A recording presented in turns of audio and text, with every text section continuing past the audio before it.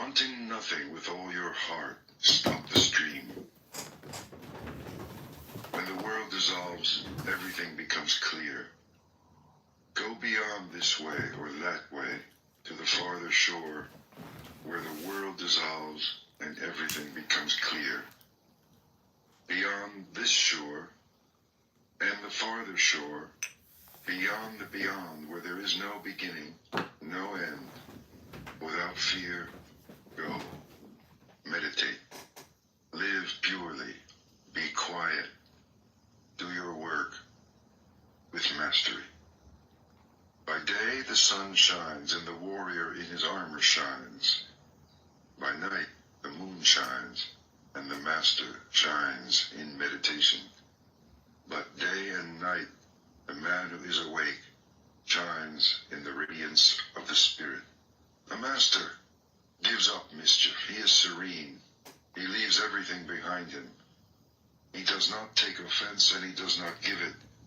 He never returns evil for evil. Alas for the man who raises his hand against another, and even more for him who returns the blow. Resist the pleasures of life and the desire to hurt, till sorrows vanish. Never offend by what you think, or say, or do. Honor the man who is awake and shows you the way. Honor the fire of his sacrifice. Matted hair or family or caste do not make a master, but the truth and goodness with which he is blessed. Your hair is tangled and you sit on a deerskin. What folly, when inside you are ragged with lust. The master's clothes are in tatters. His veins stand out. He is wasting away. Alone in the forest, he sits and meditates. A man is not born to mastery. A master is never proud. He does not talk down to others. Owning nothing, he misses nothing. He is not afraid. He does not tremble. Nothing binds him. He is infinitely free. So cut through the strap and the thong and the rope. Loosen the fastenings. Unbolt the doors of sleep and awake. The master endures insults and ill treatment without reacting, for his spirit is an army. He is never angry. He keeps his promises. He never strays. He is determined. This body is my last, he says. Like water on the leaf of a lotus flower, or a mustard seed on the point of a needle, he does not cling, for he has reached the end of sorrow and has laid down his burden. He looks deeply into things and sees their nature. He discriminates and reaches the end of the way. He does not linger with those who have a home, nor with those who stray. Wanting nothing, he travels on alone. He hurts nothing. He never kills. He moves with love among the unloving, with peace and detachment among the hungry and querulous. Like a mustard seed from the point of a needle, hatred has fallen from him, and lust, hypocrisy, and pride. He offends no one, yet he speaks the truth. His words are clear, but never harsh. Whatever is not his, he refuses, good or bad, great or small. He wants nothing from this world, and nothing from the next. He is free. Desiring nothing, doubting nothing, beyond judgment and sorrow and the pleasure of the senses, he is moved beyond time. He is pure and free. How clear he is. He is the moon. He is serene. He shines. For he has traveled life after life the muddy and treacherous road of illusion. He does not tremble or grasp or hesitate. He has found peace. Calmly, he lets go of life, of home, and pleasure, and desire. Nothing of men can hold him. nothing of the gods can hold him. Nothing in all creation can hold him. Desire has left him, never to return. Sorrow has left him, never to return. He is calm. In him the seed of renewing life has been consumed. He has conquered all the inner worlds. With dispassionate eye he sees everywhere the falling and the uprising. And with great gladness he knows that he has finished. He has woken from his sleep, and the way he has taken is hidden from men, even from spirits and gods, by virtue of his purity. In him there is no yesterday, no tomorrow, no today. Possessing nothing, wanting nothing, he is full of power. Fearless, wise, exalted, he has vanquished all things. He sees by virtue of his purity. He has come to the end of the way, over the river of his many lives, his many deaths, beyond the sorrow of hell, beyond the great joy of heaven, by virtue of his purity. He has come to the end of the way. All that he had to do, he has done. And now, he is one. An afterword, written and read by Jacob Needleman. Buddhism was born in India. In its beginnings, it conceived of itself not as a new religion, but as a reconstitution of what is essential in the vastness of the Hindu tradition. Taken as a whole, the Hindu religion can be likened to an Olympian armed campaign with great generals dispersed abroad, their huge armies and infinitely variegated weaponry converging upon the enemy, the ego, under some divinely conceived master strategy. Compared to this, Buddhism appears upon the Indian scene as a direct hand-to-hand attack with no holds barred, striking instantly and mercilessly at the enemy's weakest point. By and large, Buddhism has retained this quality of one-pointed practicality, even amid the later flowering of a metaphysics and mythology which, in all of its aspects, rivals the entirety of Hinduism. Put succinctly, the Buddha, who is understood to have lived and taught in the 6th century BC, taught that the principal cause of all human suffering and desolation is the deeply ingrained belief that there is such a thing as a self or ego that persists through time and change. Everything else in Buddhism, its art, philosophy, rituals, and techniques, originated as tools for the destruction of man's illusion that he is a self. This doctrine of no self, or non-Atman, is, as it is said, the diamond which cuts through all errors and confusions of humanity.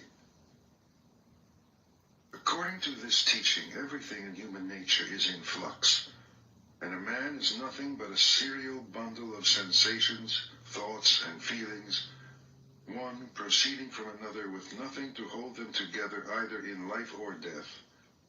And not only man, but all things in the universe are without self, without a fixed nature that abides from moment to moment.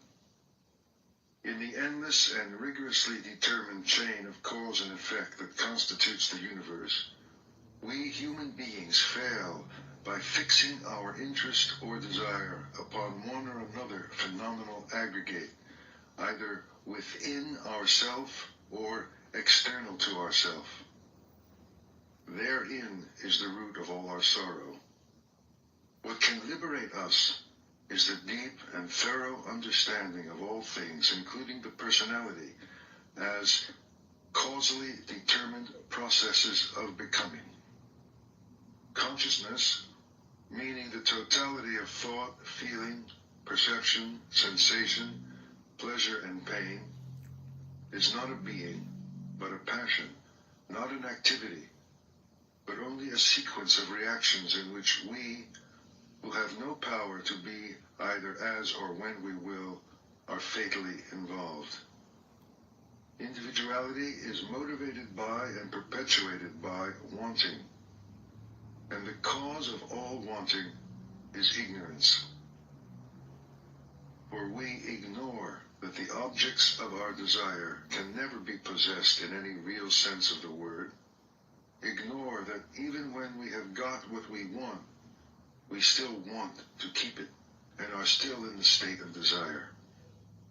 The ignorance meant is of things as they really are, and the consequent attribution of substantiality to what is merely phenomenal, the seeing of self in what is not self. At first glance, this doctrine of no self seems in direct opposition to the Hindu view. But if there is any general view with which the Buddhist doctrine conflicts, it is surely our own Western worldview, as embodied not only in the popular understanding of Judeo-Christian doctrine, but in the goals our whole civilization has set for itself. The religions of the West have imbued us with the idea of an individual eternal soul created by God, also in his way an individual, infinitely precious and irreducibly real. As our modern society drew away from religious doctrine, it substituted for the soul the idea of individual personality, not immortal perhaps, but for that very reason all the more our own and precious. The establishment of our identity, our role, has been the banner cry not only of scientific psychology, but of all the major intellectual movements of modern times, including existentialism and humanism. We measure a person's strength by what we take to be the distinctness and vividness of his individuality, and we all seek to make our mark, either as artists, scientists, or business people. To the Buddhist, all this striving is the pursuit of a phantom. The identity we seek to establish is nothing more than a thought, a picture in the mind of what we are or can be. It is in no wise based on fact.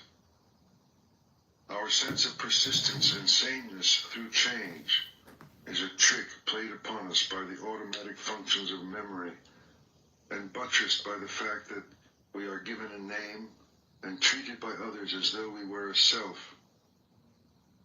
Indeed, our whole society is but a vast collection of sleepwalkers, each addressing the other and conceiving of himself within his own dream of selfhood.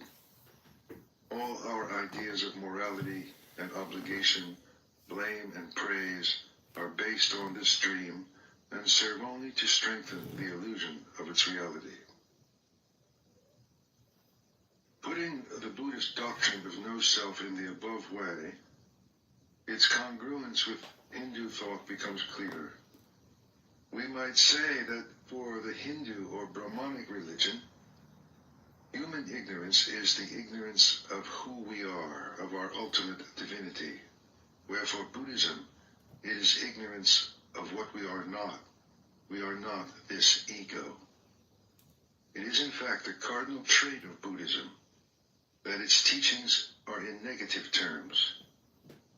Break down the illusion, the error, and the truth will appear by itself, for it is always there. It is only obscured and hidden by our ignorant beliefs about ourselves and the desires attached thereto. Of all the great religious teachers of the world, none has incarnated and lived the idea that ultimate reality is beyond the grasp of the ordinary mind with more purity and concentration than the Buddha. This in part explains why the Buddha's discourses say nothing about the existence of a supreme being, for example, or about immortality.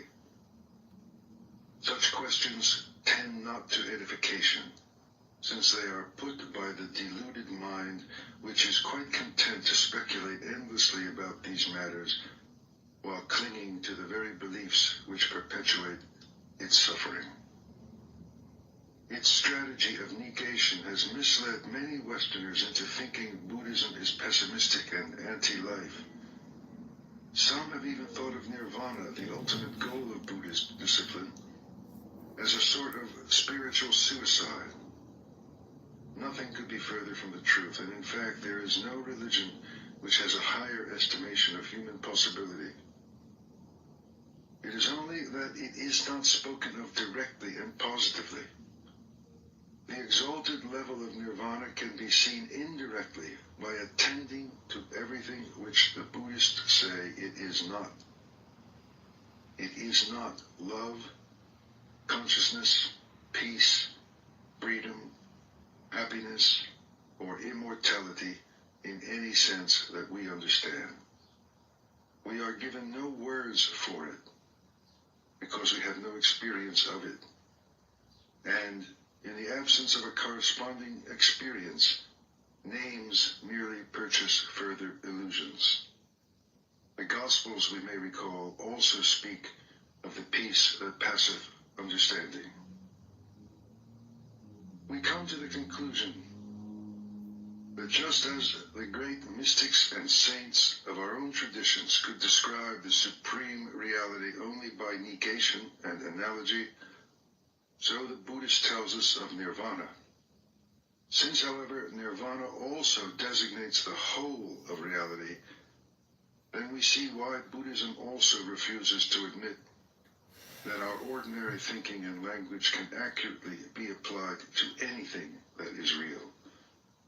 Thus, reality is also named the void, or emptiness. A final note, especially important when we come to inquire if a genuine Buddhist way can take root on our own soil.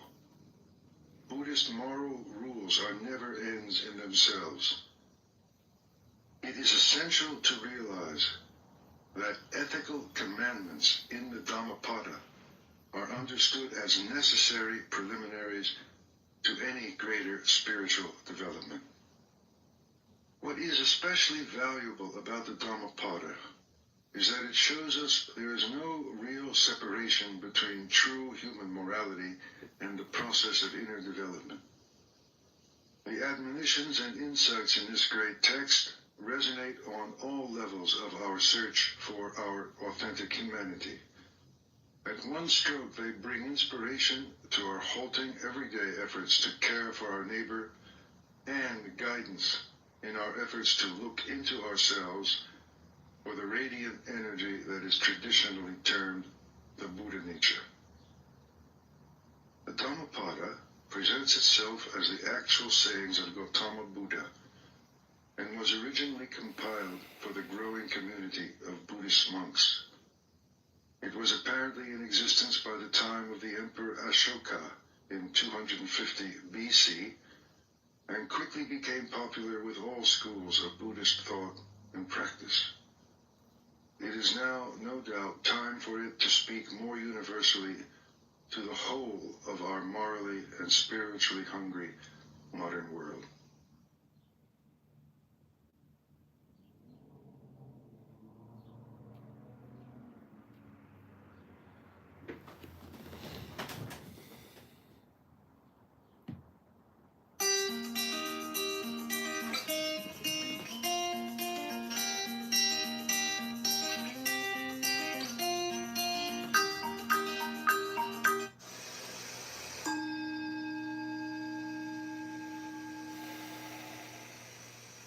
If you like sweets and easy living, skip this next part.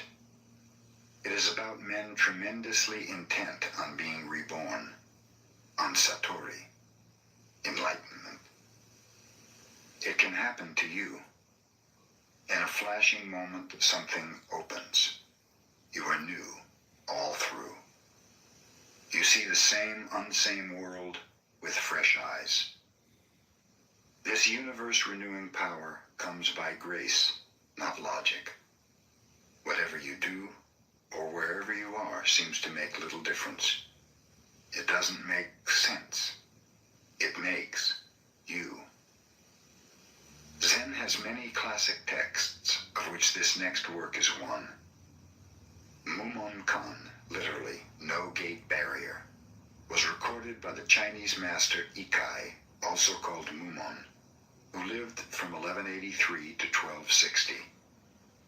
The work consists of narrated relationships between ancient Chinese teachers and their pupils, illustrating means employed to sublimate the dualistic, outgoing, generalizing, intellectualizing tendencies of students in order that they might realize their true nature.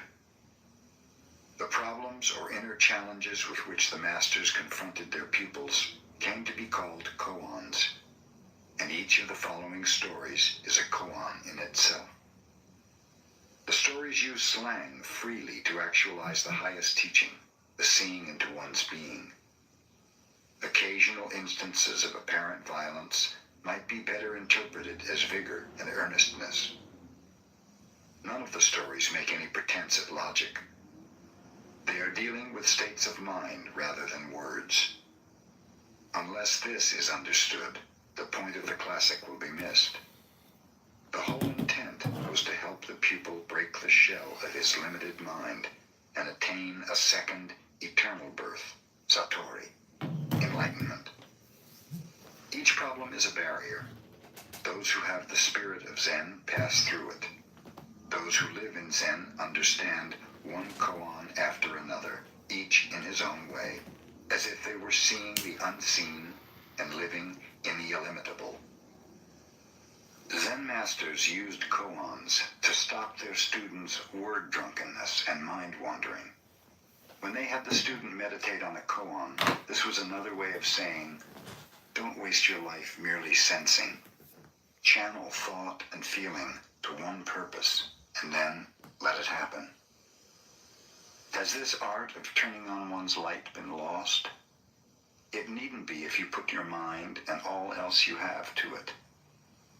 If the leaders of mankind were more aware, when by chance they come into minor powers, they might exploit others less. These old teachers complimented their students by criticism, blows even. When they praised, it usually meant belittling. This was the custom. They had a deep concern for their pupils, but showed it in presence, not words. They were strong fellows, shockers. They gave questions for which the only answer was one's whole being. What is the right answer to a koan? There are many right answers, and there are also none. There is even a book in Japan, hard to come by, which gives proper answers to each of these mind openers. What a joke. For the koan itself is the answer, and by the time there is a right answer to it, Zen is dead. Mumon wrote the following words in his introduction to The Gateless Gate. Zen has no gates. The purpose of Buddha's words is to enlighten others. Therefore Zen should be gateless. Now, how does one pass through this gateless gate? Some say that whatever enters through a gate is not family treasure. That whatever is produced by the help of another is likely to dissolve and perish. Even such words are like raising waves in a windless sea, or performing an operation upon a healthy body. If one clings to what others have said and tries to understand Zen by explanation, he is like a dunce who thinks he can beat the moon with a pole, or scratch an itching foot from the outside of a shoe. It will be impossible after all. In the year 1228, I was lecturing monks in the Ryusho Temple in eastern China, and at their request I retold old koans, endeavoring to inspire their Zen spirit. I meant to use the koans as a man who picks up a piece of brick to knock at a gate, and after the gate is opened, brick is useless and is thrown away. My notes, however, were collected unexpectedly, and there were 48 koans, together with my comment in prose and verse concerning each, although their arrangement was not in the order of the telling. I've called the book The Gateless Gate, wishing students to read it as a guide. If a reader is brave enough and goes straight forward in his meditation, no delusions can disturb him. He will become enlightened just as did the patriarchs in India and in China, probably even better. But if he hesitates one moment, he is as a person watching from a small window for a horseman to pass by, and in a wink he has missed seeing. The great path has no gates. Thousands of roads enter it. When one passes through this gateless gate, he walks freely between heaven and earth.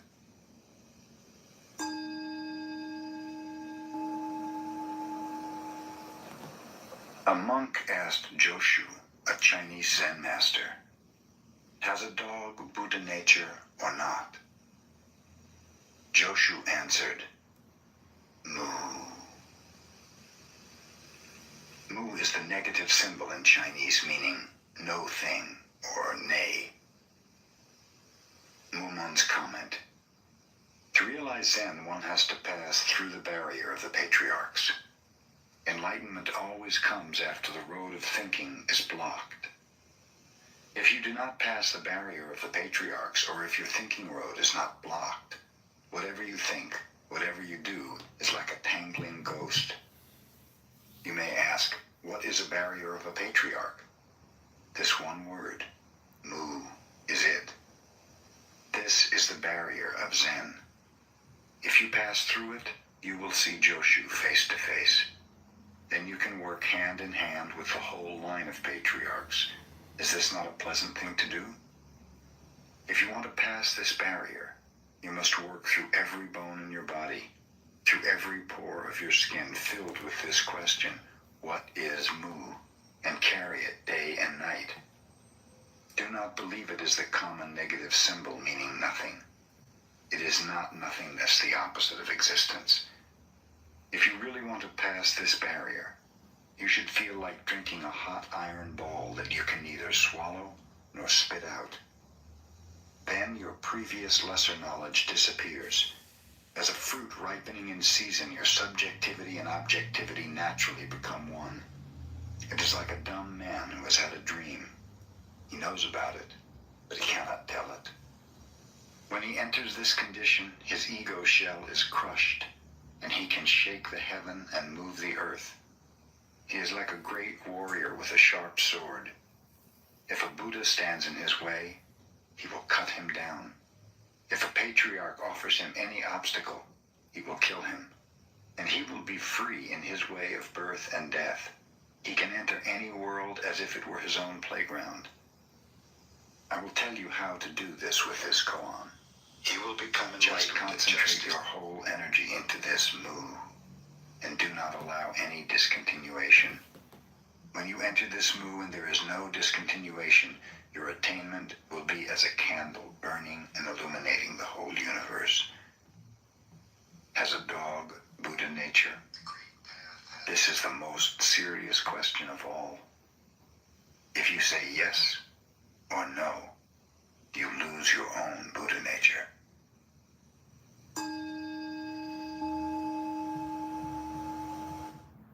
All right, this feels almost illegal to know, but our windows were so old and just desperately needed to be replaced. So I called a few contractors, but they all quoted me a hefty $10,000 or more for new windows, and I almost lost it. That's when Once when Hyakujo delivered some Zen lectures, an old man attended them, unseen by the monks. At the end of each talk, when the monks left, so did he. One day he remained after they had gone, and Hyakujo asked him, "Who are you?" The old man replied, "I'm not a human being, but I was a human being when the Kashyapa Buddha preached in this world. I was a Zen master and lived on this mountain. At that time, one of my students asked me whether or not the enlightened man is subject to the law of causation. I answered him, the enlightened man is not subject to the law of causation. For this answer evidencing a clinging to absoluteness, I became a fox for 500 rebirths, and I am still a fox. Will you save me from this condition with your Zen words and let me get out of a fox's body? Now, may I ask you, is the enlightened man subject to the law of causation? Hyakujo said, the enlightened man is one with the law of causation. At the words of Hyakujo, the old man was enlightened. I am emancipated, he said, paying homage with a deep bow. I am no more a fox, but I have to leave my body in my dwelling place behind this mountain. Please perform my funeral as a monk. Then he disappeared. The next day, Hyakujo gave an order through the chief monk to prepare to attend the funeral of a monk. No one was sick in the infirmary, wondered the monks. What does our teacher mean? After dinner, Hyakujo led the monks out and around the mountain. In a cave with his staff, he poked out the corpse of an old fox, and then performed the ceremony of cremation. That evening, Hyakujo gave a talk to the monks and told them this story about the law of causation. Obaku, upon hearing the story, asked Hyakujo, I understand that a long time ago, because a certain person gave a wrong Zen answer, he became a fox for 500 rebirths. Now I want to ask, if some modern master is asked many questions and he always gives the right answer, what will become of him? Hyakujo said, you come here near me and I will tell you. Obaku went near Hyakujo and slapped the teacher's face with his hand, for he knew this was the answer his teacher intended to give him. Hyakujo clapped his hands and laughed at this discernment. I thought a Persian had a red beard, he said, and now I know a Persian who has a red beard. Mumon's comment. The enlightened man is not subject.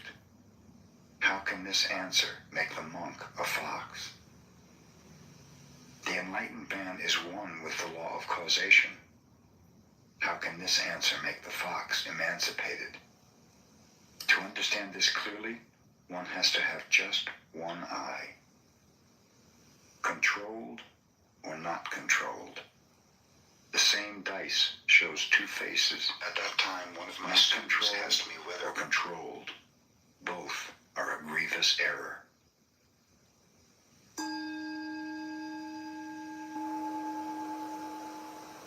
Gute raised his finger whenever he was asked a question about Zen. A boy attendant began to imitate him in this way. When anyone asked the boy what his master had preached about, the boy would raise his finger. Gute heard about the boy's mischief. He seized him and cut off his finger. The boy cried and ran away. Gute called and stopped him. When the boy turned his head to Gute, Gute raised up his own finger. In that instant, the boy was enlightened. When Gute was about to pass from this world, he gathered his monks around him. I attained my finger Zen, he said, from my teacher, Tenryu, and in my whole life, I could not exhaust it. Then he passed away. Mumon's comment. Enlightenment, which Gute and the boy attained, has nothing to do with a finger. If anyone clings to a finger, Tenryu will be so disappointed that he will annihilate Gute, the boy, and the clinger altogether. Gute cheapens the teaching of Tenryu, emancipating the boy with a knife.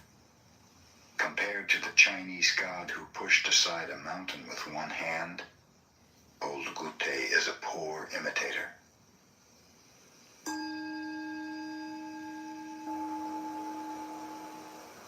Kyogen said, Zen is like a man hanging in a tree by his teeth over a precipice.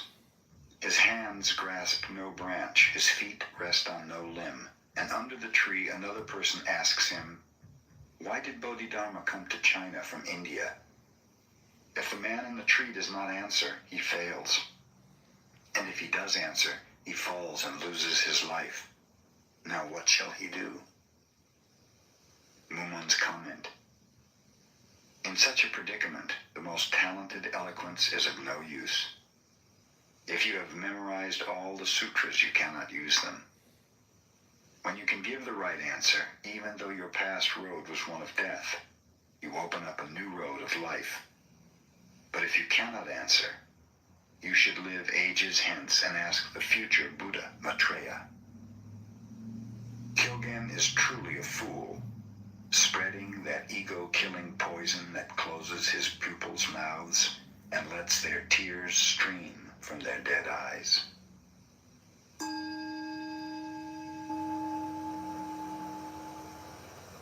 A monk told Joshu, "I have just entered the monastery. Please teach me." Joshu asked, "Have you eaten your rice porridge?" The monk replied, "I have eaten." Joshu said, "Then you had better wash your bowl." At that moment, the monk was enlightened. Mumon's comment: Joshu is the man who opens his mouth and shows his heart. I doubt if this monk really saw Joshu's heart. I hope he did not mistake the bell for a pitcher. It is too clear, and so it is hard to see. A dunce once searched for a fire with a lighted lantern. Had he known what fire was, he would have cooked his rice much sooner.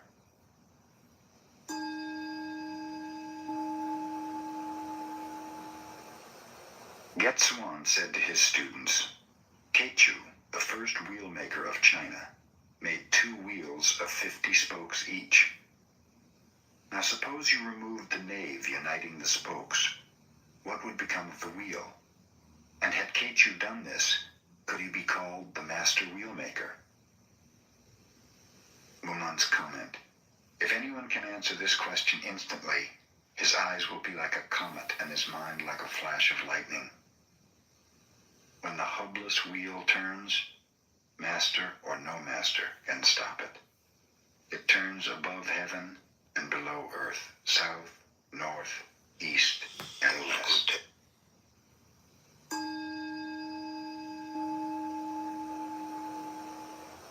A monk asked Seijo, "I understand that a Buddha who lived before recorded history sat in meditation for 10 cycles of existence and could not realize the highest truth, and so could not become fully emancipated.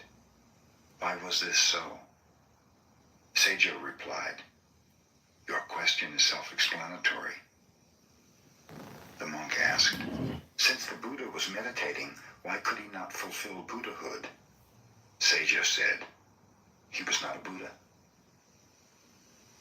Mumon's comment: I will allow his realization, but I will not admit his understanding. When one ignorant attains realization, he is a saint. When a saint begins to understand, he is ignorant. It is better to realize mind than body. When mind is realized, one need not worry about body. When mind and body become one, the man is free. Then he desires no praising.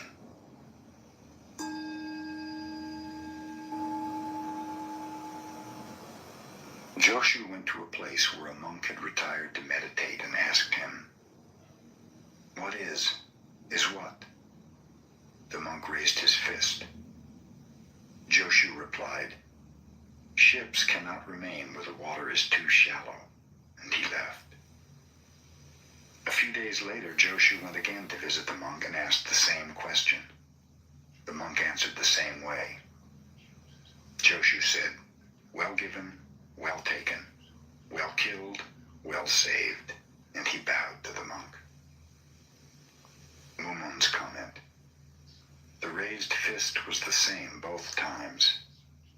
Why is it Joshu did not admit the first and approved the second one? Where is the fault? Whoever answers this knows that Joshu's tongue has no bone, so he can use it freely. Yet perhaps Joshu is wrong, or through that monk he may have discovered his mistake.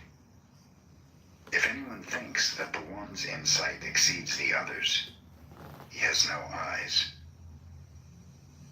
The light of the eyes is as a comet, and Zen's activity is as lightning.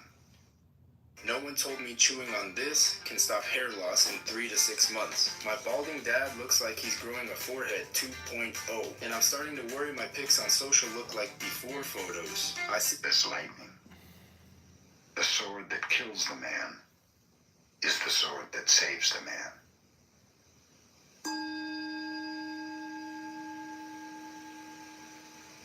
Tokusan went to the dining room from the meditation hall holding his bowl. Seppo was on duty cooking. When he met Tokusan, he said, "The dinner drum is not yet beaten. Where are you going with your bowl?"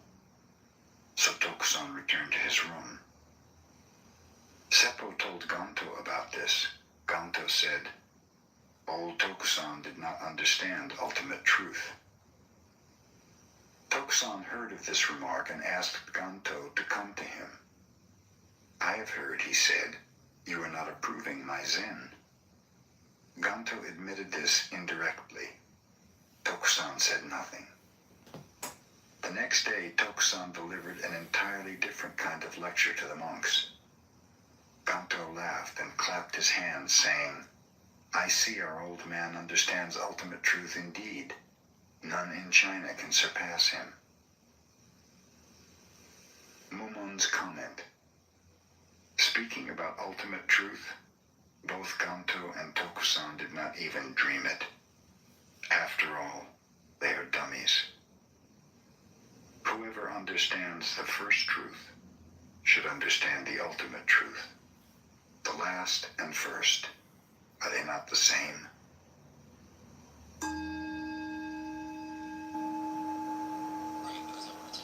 Nansen saw the monks of the eastern and western halls fighting over a cat. He seized the cat and told the monks, "If any of you say a good word, you can save the cat." No one answered, so Nansen boldly cut the cat in 2 pieces. That evening, Joshu returned and Nansen told him about this. Joshu removed his sandals and placing them on his head, walked out.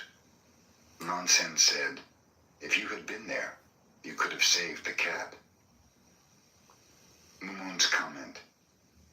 Why did Joshu put his sandals on his head? If anyone answers this question, he will understand exactly how Nansen enforced the edict. If not, he should watch his own head. Had Joshu been there, he would have enforced the edict oppositely. Joshu snatches the sword, and Nansen begs for his life.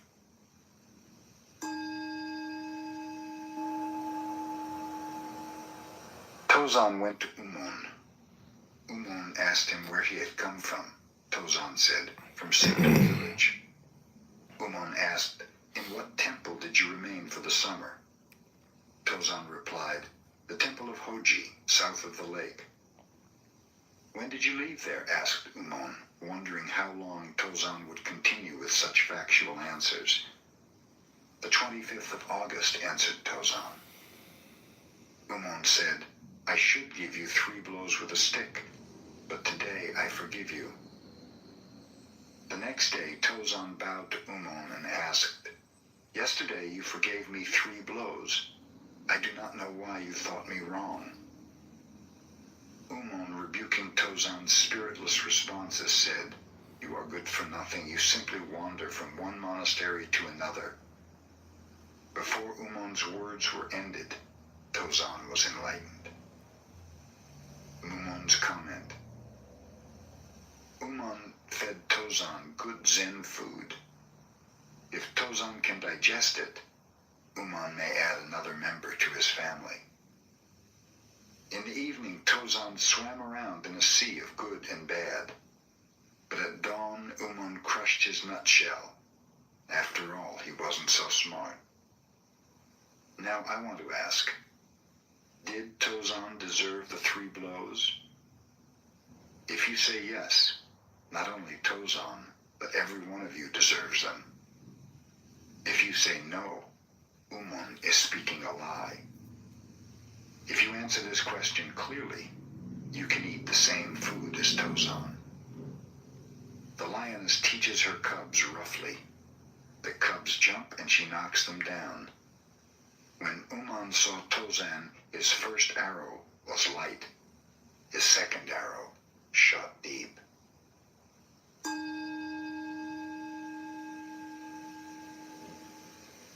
Uman asked, "The world is such a wide world.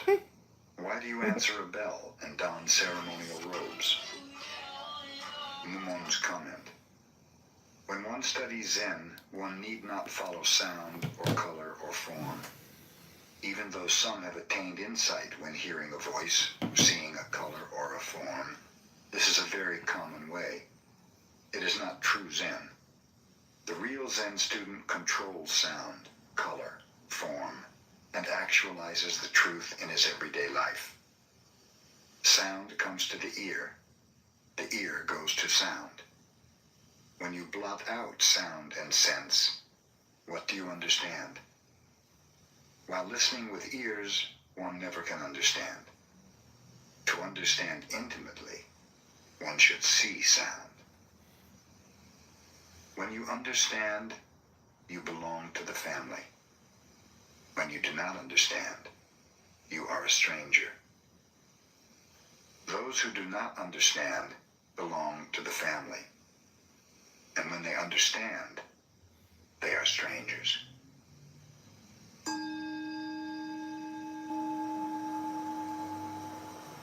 A monk asked Tozan when he was weighing some flax, "What is Buddha?" Tozan said, "This flax weighs 3 pounds. Mumon's comment, "Old Tozan Zen is like a clam. The minute the shell opens, you see the whole inside. However, I want to ask you, do you see the real Tozan? 3 pounds of flax in front of your nose, close enough, and mind is still closer. Whoever talks about affirmation and negation lives in the right and wrong region."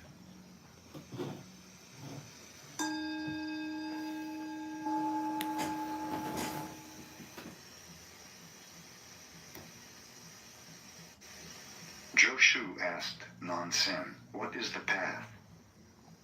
Nansen said, "Everyday life is the path." Joshu asked, "Can it be studied?" Nansen said, "If you try to study, you will be far away from it." Joshu asked, "If I do not study, how can I know it is the path?" Nansen said, "The path does not belong to the perception world. Neither does it belong to the non-perception world. Cognition is a delusion, and non-cognition is senseless. If you want to reach the true path beyond doubt, place yourself in the same freedom as sky. You name it neither good nor not good." At these words, Joshu was enlightened. Mumon's comment, Nansen could melt Joshu's frozen doubts at once when Joshu asked his questions. I doubt, though, if Joshu reached the point that Nansen did. He needed 30 more years of study. Let's get fiscal. Lesson 2, credit card combat. Getting your finances together? Learn to master your money with Credit Karma today for a stronger tomorrow.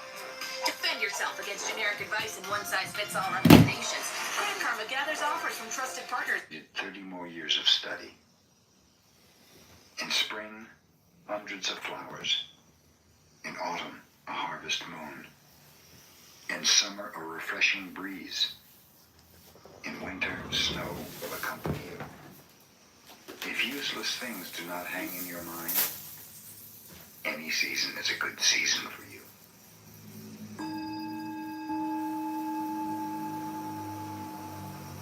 When he became emancipated, the 6th patriarch received from the 5th patriarch the bowl and robe given from the Buddha to his successors, generation after generation. A monk named Imyo, out of envy, pursued the patriarch to take this great treasure away from him.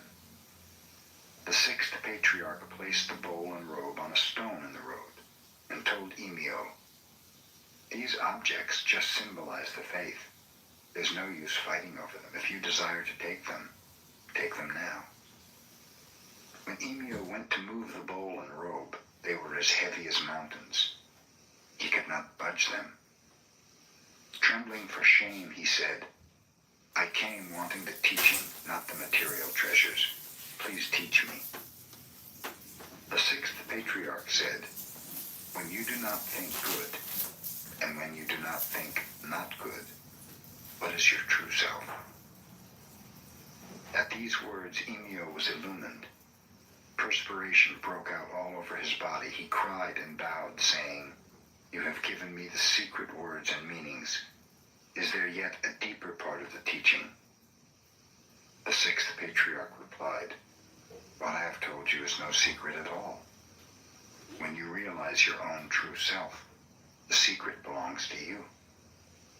Emio said, "I was under the fifth patriarch many years, but could not realize my true self until now.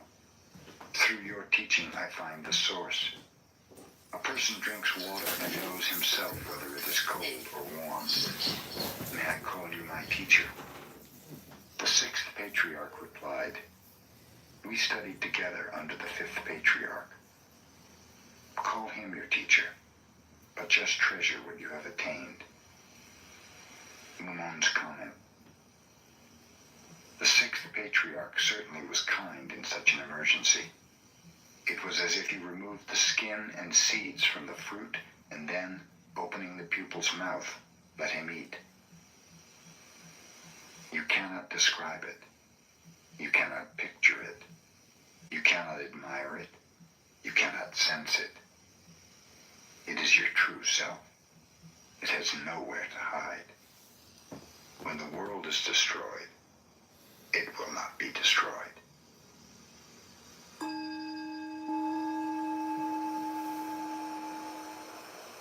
A monk asked Fuketsu, "Without speaking, without silence, how can you express the truth?" Fuketsu observed, "I always remember springtime in southern China. The birds sing among innumerable kinds of fragrant flowers." Mumon's comment. Fuketsu used to have lightning zen. Whenever he had the opportunity, he flashed it. But this time he failed to do so and only borrowed from an old Chinese poem. Never mind Fuketsu zen. If you want to express the truth, throw out your words, throw out your silence, and tell me about your own zen. Without revealing his own penetration, he offered another's words, not his to give. Had he chattered on and on, even his listeners would have been embarrassed.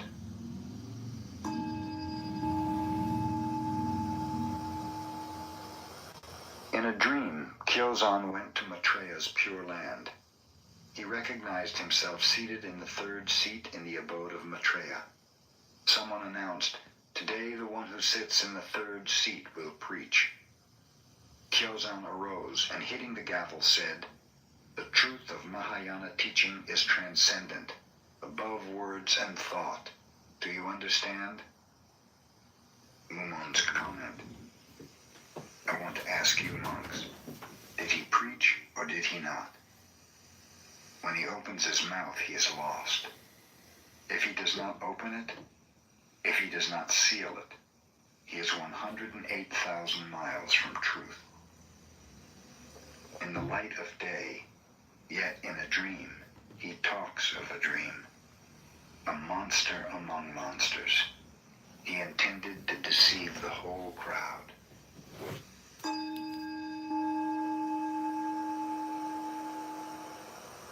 Hogen of Seiryo Monastery was about to lecture before dinner when he noticed that the bamboo screen lowered for meditation had not been rolled up. He pointed to it.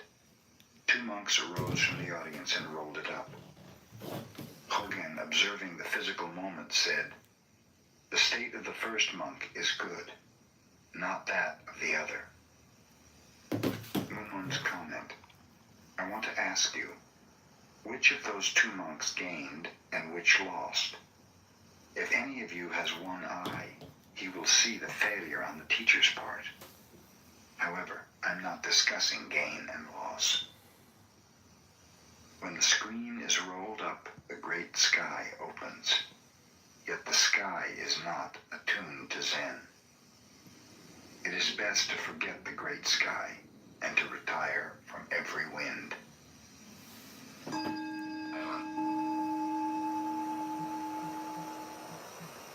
A monk asked Nansen, "Is there a teaching no master ever preached before?" Nansen said, "Yes, there is." "What is it?" asked the monk. Nansen replied, "It is not mind, it is not Buddha, it is not things." Mumon's comment. Old Nansen gave away his treasure words. He must have been greatly upset. Nansen was too kind and lost his treasure. Truly, words have no power. He also must be free. If beneficent, he also must be beneficent and magnanimous. Mission is a delusion. Kitover is truly a Zen with his staff. One night he came to Ryutan and asked many questions. The teacher said, "The night is getting old. Why don't you retire?" So Tokusan bowed and opened the screen to go out, observing, "It is very dark outside." Ryutan offered Tokusan a lighted candle to find his way. Just as Tokusan received it, Ryutan blew it out.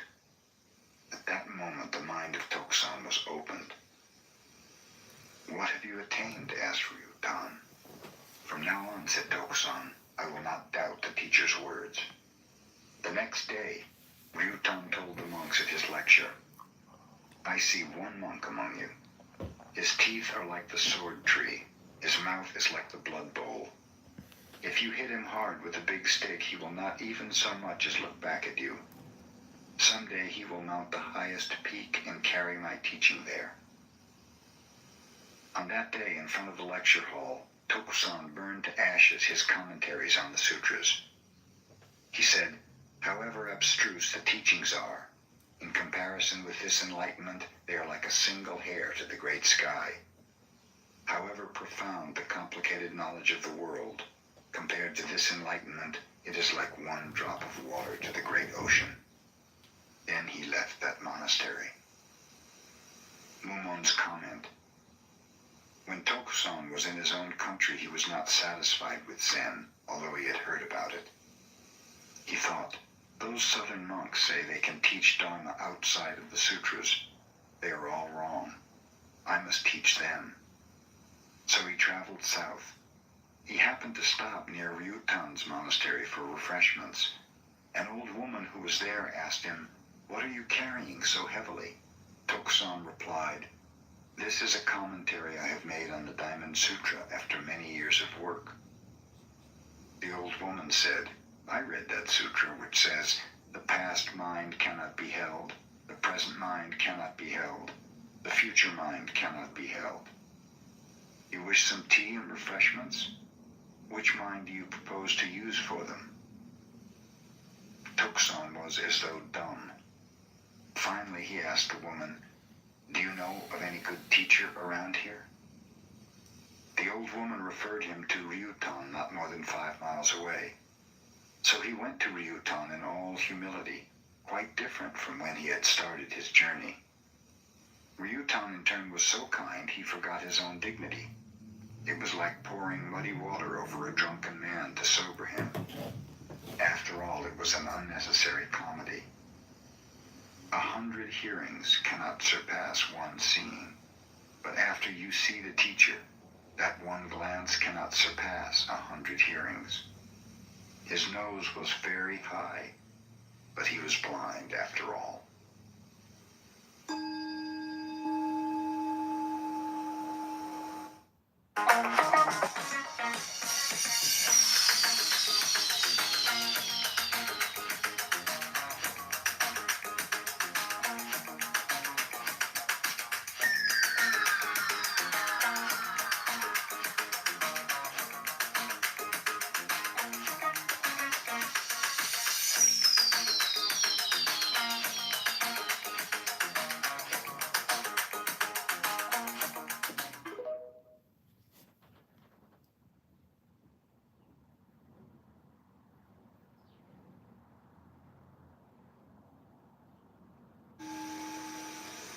Two monks were arguing about a flag. One said, "The flag is moving." The other said, "The wind is moving." The sixth patriarch happened to be passing by. He told them, "Not the wind, not the flag. Mind is moving." Mumon's comment. The sixth patriarch said, "The wind is not moving, the flag is not moving, mind is moving." What did he mean? If you understand this intimately, you will see the two monks there trying to buy iron and gaining gold.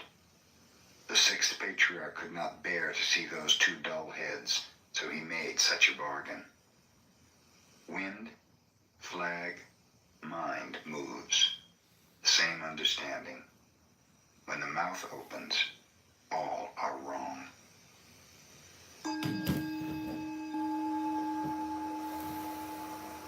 Daibai asked Baso, "What is Buddha?" Baso said, "This mind is Buddha." Mumon's comment. If anyone fully understands this, he is wearing Buddha's clothing. He is eating Buddha's food. He is speaking Buddha's words. He is behaving as Buddha. He is Buddha. This anecdote, however, has given many a pupil the sickness of formality. If one truly understands, he will wash out his mouth for 3 days after saying the word Buddha, and he will close his ears and flee after hearing the mind is Buddha. Under blue sky in bright sunlight, one need not search around.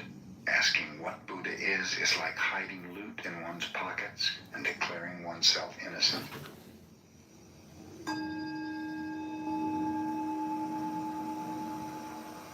A traveling monk asked an old woman the road to Taizan, a popular temple supposed to give wisdom to the one who worships there.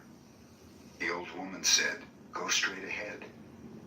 When the monk proceeded a few steps, she said to herself, "He also is a common churchgoer." Someone told this incident to Joshu, who said, "Wait until I investigate." The next day he went and asked the same question, and the old woman gave the same answer. Joshu remarked, "I have investigated that old woman." Mumon's comment. The old woman understood how war is planned, but she did not know how spies sneak in behind her tent.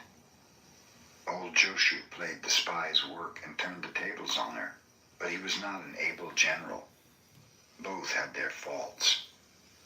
Now I want to ask you, what was the point of Joshu's investigating the old woman?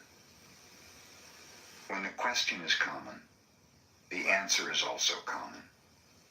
When the question is sand in a bowl of boiled rice, the answer is a stick in the soft mud.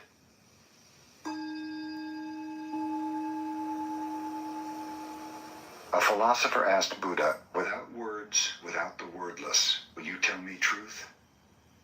The Buddha kept silence. The philosopher bowed and thanked the Buddha, saying, "I have cleared away my delusions and entered the true path." After the philosopher had gone, Ananda asked the Buddha what he had attained. The Buddha replied, "A good horse runs even at the shadow of the whip." Mumon's comment. Ananda was the disciple of the Buddha. Even so, his opinion did not surpass that of outsiders.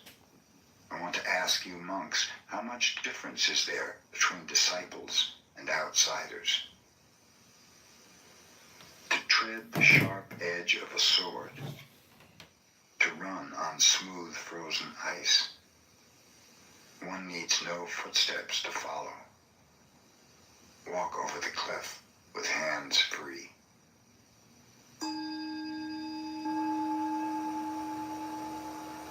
A monk asked Baso, "What is Buddha?" Baso said, "This mind is not Buddha."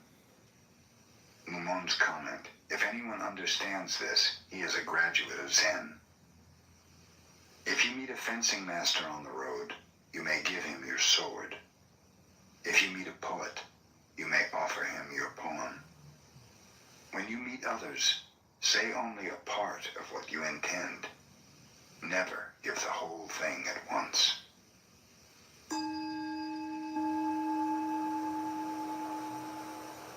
Nansen said, "Mind is not Buddha. Learning is not the path." Mumon's comment. Nansen was getting old and forgot to be ashamed. He spoke out with bad breath and exposed the scandal of his own home. However, there are few who appreciate his kindness.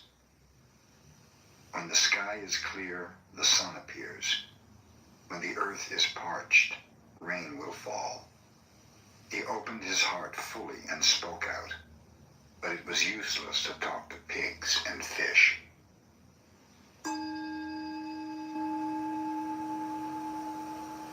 Seijo, the Chinese girl, observed Goso, had two souls, one always sick at home and the other in the city, a married woman with 2 children. Which was the true soul? Mumon's comment. When one understands this, he will know it is possible to come out from one shell and enter another, as if one were stopping at a transient lodging house. But if he cannot understand, when his time comes and his 4 elements separate, he will be just like a crab dipped in boiling water, struggling with many hands and legs. In such a predicament he may say, "Mumon did not tell me where to go," but it will be too late then. The moon above the clouds is the same moon. The mountains and rivers below are all different. Each is happy in its unity and variety. This is one, this is two.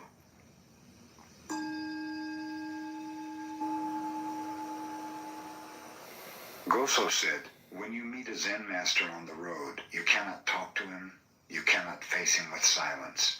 What are you going to do? Mumon's comment. In such a case, if you can answer him intimately, your realization will be beautiful. But if you cannot, you should look about without seeing anything. Meeting a Zen master on the road, face him neither with words nor silence. Give him an uppercut, and you will be called one who understands Zen.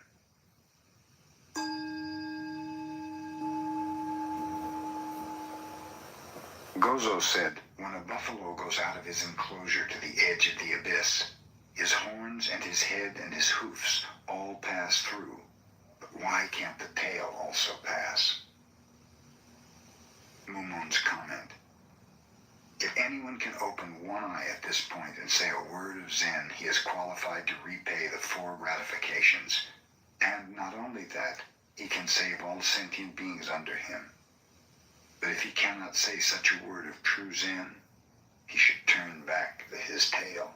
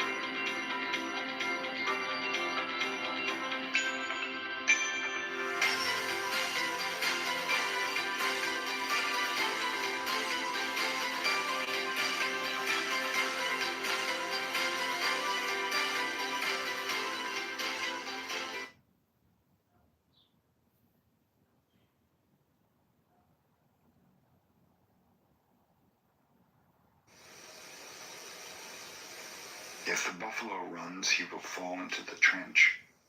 If he returns, he will be butchered. That little tail is a very strange thing.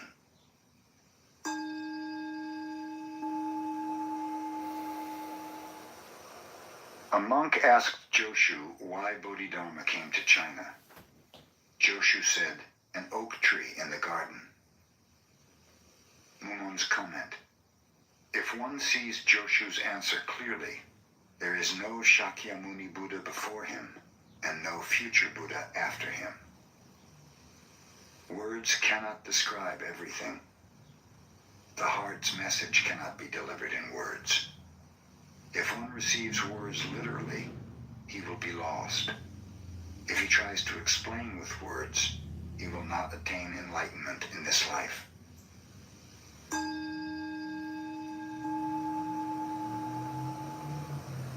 Hyakujo wished to send a monk to open a new monastery. He told his pupils that whoever answered a question most ably would be appointed. Placing a water vase on the ground, he asked, "Who can say what this is without calling its name?"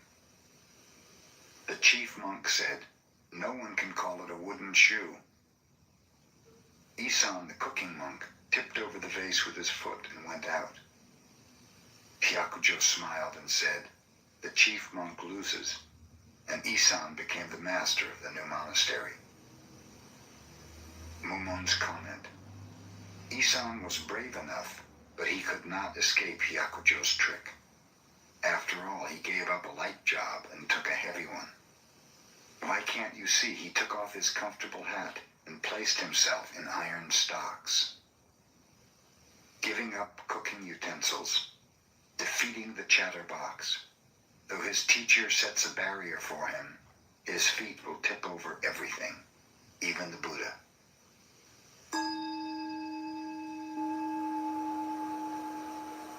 Bodhidharma sits facing the wall. His future successor stands in the snow and presents his severed arm to Bodhidharma. He cries, "My mind is not pacified. Master, pacify my mind." Bodhidharma says, "If you bring me that mind, I will pacify it for you." The successor says, "When I search my mind, I cannot hold it." Bodhidharma says, "Then your mind is pacified already." Mumon's comment. That broken-toothed old Hindu, Bodhidharma, came thousands of miles over the sea from India to China as if he had something wonderful. He's like raising waves without wind. After he remained years in China, he had only one disciple, and that one lost his arm and was deformed. Alas, ever since he has had brainless disciples. Why did Bodhidharma come to China? For years, monks have discussed this. All the troubles that have followed since came from that teacher and disciple.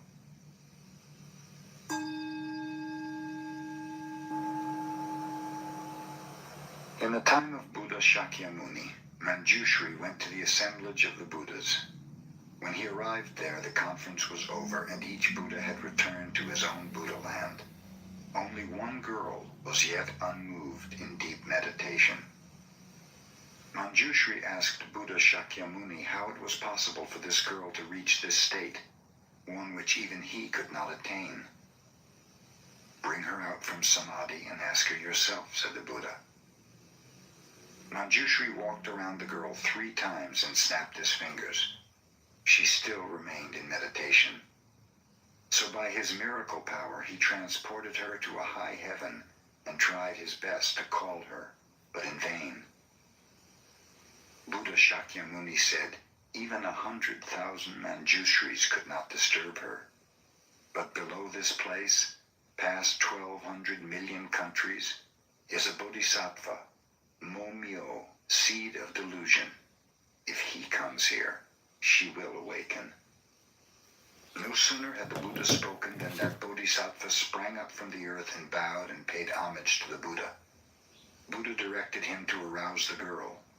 The bodhisattva went in front of the girl and snapped his fingers, and in that instant, the girl came out of her deep meditation. Mumon's comment. Old Shakyamuni set a very poor stage. I want to ask you, monks, if Manjushri, who is supposed to have been the teacher of 7 Buddhas, could not bring this girl out of meditation, how then could a bodhisattva who was a mere beginner? If you understand this intimately, you yourself can enter the great meditation while you are living in the world of delusion. One could not awaken her, the other could. Neither are good actors. One wears the mask of God, one a devil's mask. Had both failed, the drama still would be a comedy.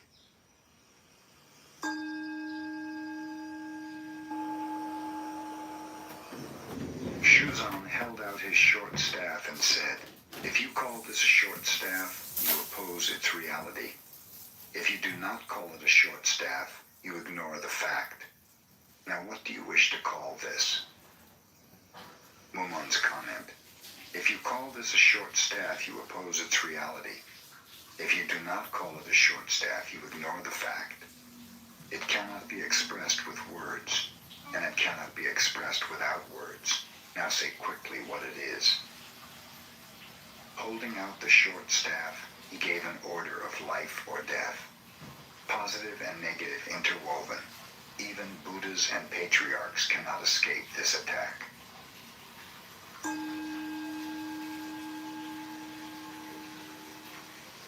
Basho said to his disciple, "When you have a staff, I will give it to you. If you have no staff, I will take it away from you." Mumon's comment, "When there is no bridge over the creek, the staff will help me. When I return home on a moonless night, the staff will accompany me. But if you call this a staff, you will enter hell like an arrow. With this staff in my hand, I can measure the depths and shallows of the world. The staff supports the heavens and makes firm the earth. Everywhere it goes, the true teaching will be spread."